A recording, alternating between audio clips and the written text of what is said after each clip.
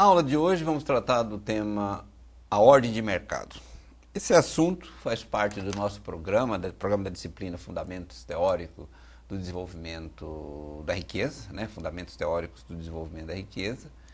E esse tema se refere ao liberalismo econômico, Aliás, um tema bastante controverso, bastante polêmico. Eu passei para vocês textos do Adam Smith e texto do Ludovic von Mises. Essa exposição, vou pegar mais a questão trabalhada no texto do Mises, as 6 lições, que é a primeira lição, o capitalismo, portanto, é um texto que se refere a uma palestra que o Mises ministrou na Argentina, ainda na década de 60, falando sobre a sociedade capitalista. Existe bastante confusão, bastante dificuldade em entender o que é a sociedade capitalista. Como é que ela se constituiu, sobretudo a fase do chamado liberalismo econômico, e como ela funciona hoje.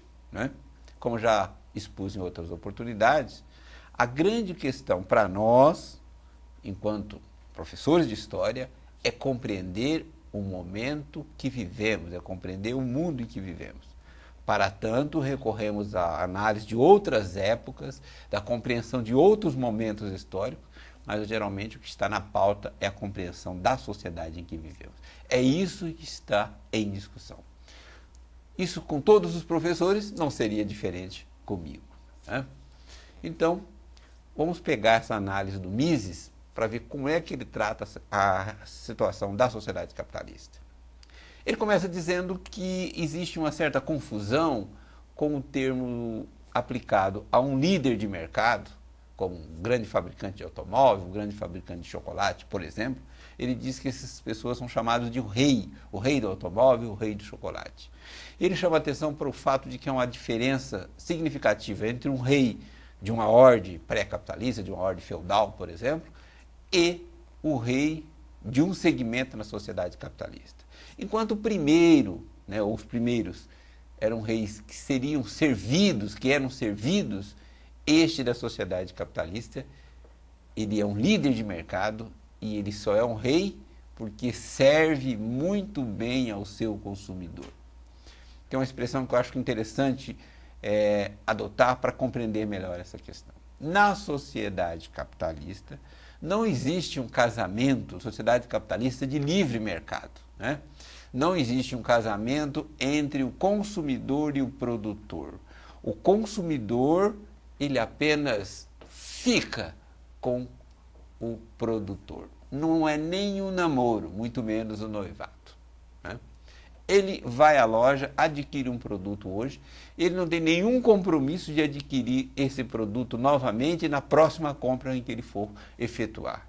Ele só o faz se o produto da compra de hoje lhe der bons resultados. Mesmo assim, novos produtos surgirão no mercado e ele tem uma tendência, quase que natural, de experimentar o novo produto. Então, portanto, na sociedade capitalista não existe essa relação, esse casamento entre o produtor e o consumidor.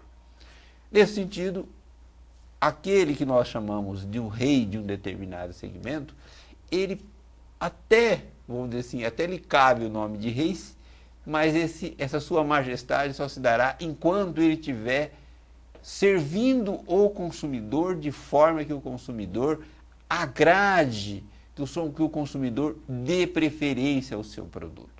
Nós fazemos sempre uma análise equivocada da sociedade capitalista porque imaginamos que exista um grupo de pessoas, um grupo de grandes empresários que ditam as normas para o mundo todo e que os consumidores são obrigados a adquirir os produtos fabricados por estas empresas.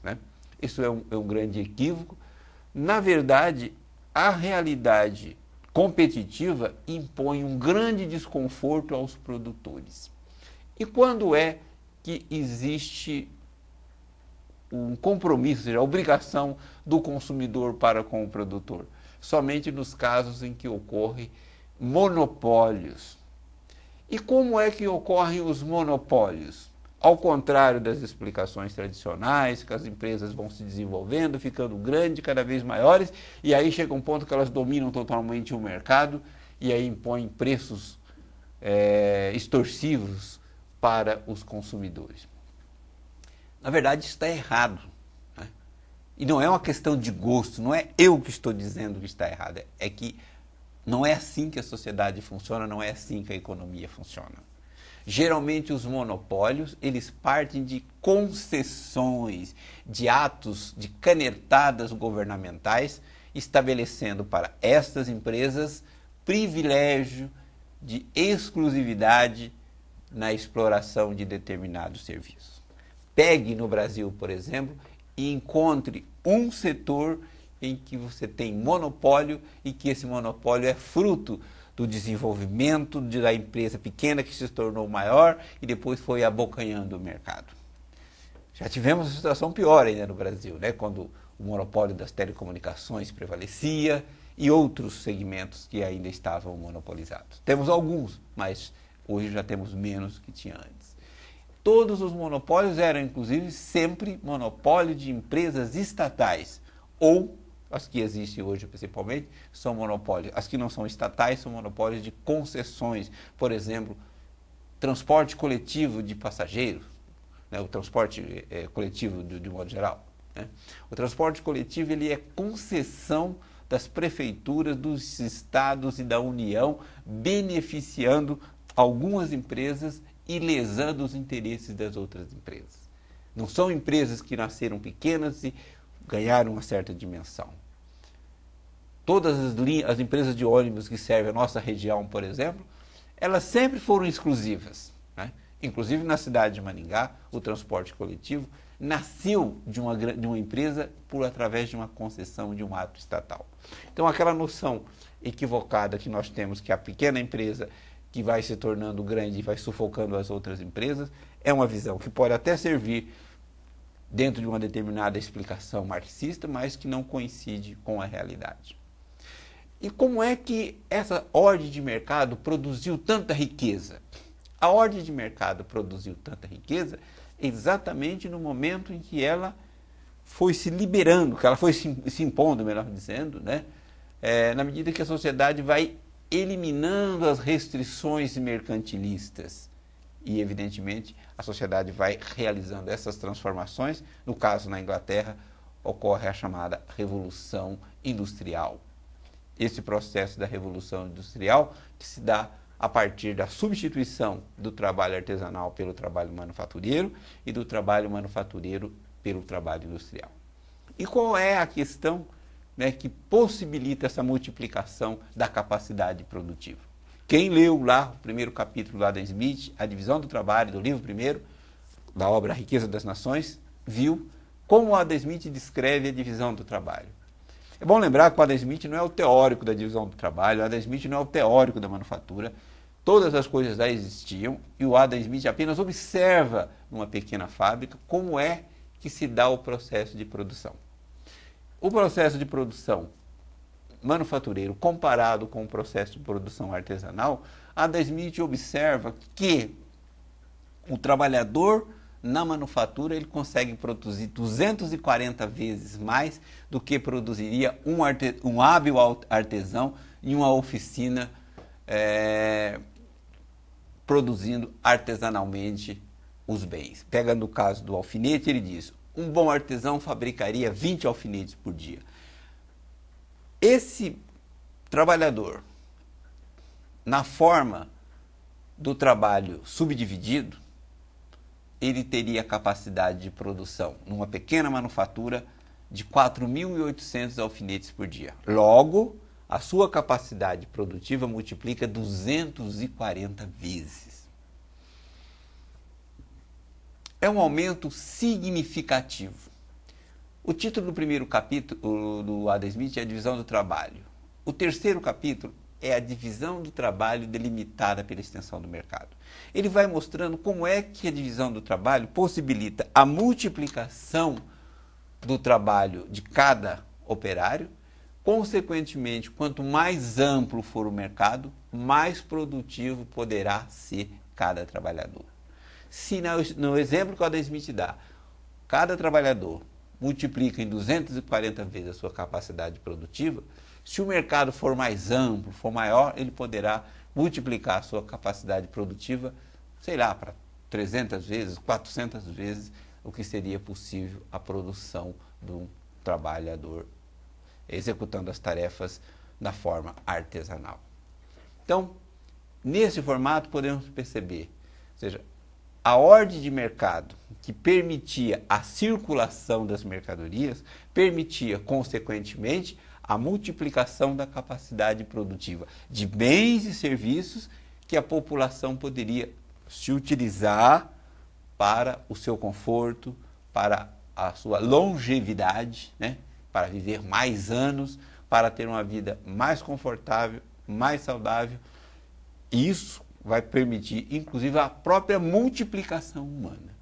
Então, podemos tratar dessa forma. Ou seja, a ordem de mercado é a forma, né, o liberalismo econômico, é a ação da retirada das leis, das normas mercantilistas que impediam a livre circulação das mercadorias, a livre circulação das pessoas, que impediam, consequentemente, o aumento da produtividade de cada trabalhador.